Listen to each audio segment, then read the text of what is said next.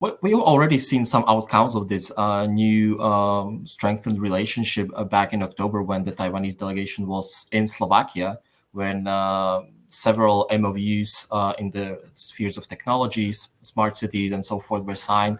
And we hope certainly that this will move the cooperation forward a little bit. And the highest member of the Slovakian delegation is the Deputy Economic Minister.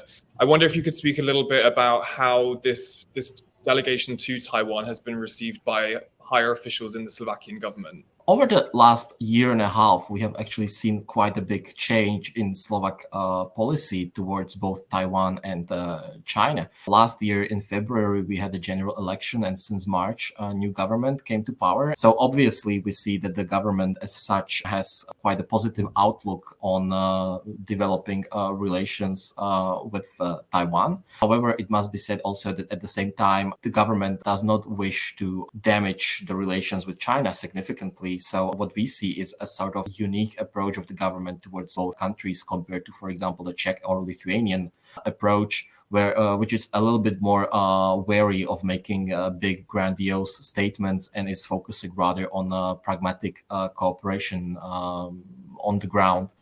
And this week, we've seen Chinese retaliation against Lithuania for developing closer ties with Taiwan, which has included stemming some Lithuanian exports into the Chinese market. Do you think Slovakian officials will be particularly concerned by these developments, given that this delegation is one that is focused on trade? We have already seen some sort of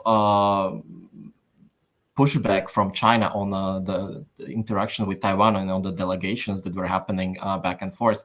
However, the reaction of China is less stronger compared to the one that Lithuania is facing, for example.